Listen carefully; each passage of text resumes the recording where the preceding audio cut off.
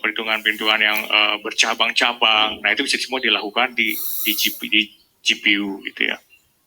Jadi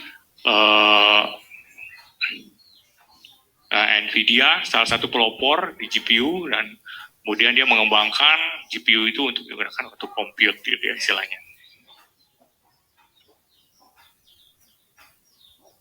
Ya, oke, ini cuma menjelaskan sedikit bahwa ada karakter berapa tipe artificial intelligence. Artificial intelligence itu kita bicara soal yang paling general gitu ya. Kita bicara soal satu teknik yang digunakan untuk meniru manusia gitu ya. Jadi intinya ada learn, analyze, dan predict gitu. Kemudian ya itu dipelajari lagi dalam lagi, kita kenal namanya machine learning, di mana machine learning itu dengan menggunakan metode-metode statistikal. Jadi kalau kita bicara teman-teman nanti akan belajar tentang menggunakan rumus-rumus statistikal gitu ya, nanti bisa memprediksi sesuatu gitu ya, bisa apakah itu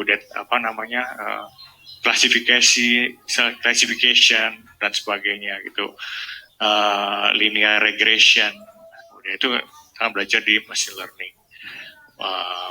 Jadi data menggunakan rumus-rumus matematika, algoritma matematika dan statistika, bisa kasih prediction gitu. Kemudian ada yang lebih lagi, itu kita mengenal deep learning. Nah, deep learning lebih powerful lagi ketika menghadapi data-data yang unstructured seperti image, terus text, dan speech. Gimana data-data ini harus kita rubah lagi jadi data-data yang bisa dikenali oleh komputer dan kemudian dikasih prediction. Nah, itu dengan neural networks. Teman-teman akan belajar juga tentang neural networks gitu ya. Nah, secara garis besar ada tiga tipikal dalam AI pipeline ya. Ini secara singkat aja, saya nggak mau kasih pusing. Jadi istilah-istilah ini memang harus tahu aja sebagai information aja gitu ya. Bahwa ada tiga tipikal AI pipeline. Yang pertama adalah data management, model training, dan inference. Data management ini kita dapat data ya. Terus bagaimana data tersebut kita wrangle, bagaimana kita bisa ekstrak datanya itu, bisa dapetin pattern-pattern tertentu, kita samain gitu ya. Kalau di komputer akan kita sebutnya sebagai pre-processing. Data tersebut yang begitu banyak nanti akan diekstrak. Kalau video dia akan jadi bikin satu frame nanti resolusinya nanti bakal sesuai kita maunya resolusinya berapa, atau warnanya mau dijadiin grayscale dan sebagainya. Itu nanti dilakukan di data management.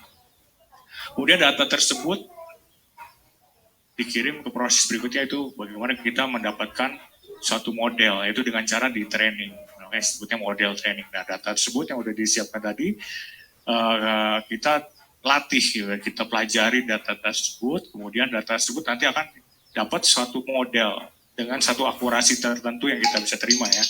Misalnya akurasinya 90% ya, atau berapalah. Nah, data model tersebut akan dikirim ke proses berikutnya nama inference. Nah, proses ini mana dia akan dideploy untuk memecahkan masalah. Misalnya tadi kasus usage-nya misalnya pengenalan wajah gitu ya. Nanti model tadi kita taruh di inherent, nanti dia ada kamera deteksi wajah, dan bisa mengenali wajah tersebut. Nah, itu tadi istilahnya namanya inference. Ada tiga ya. Oh ya, nanti semua yang tadi saya jelasin itu diingat-ingat ya. Nah, siapa tahu nanti ditanyakan dapat souvenir, tadi udah dikasih sama Ibu Christine.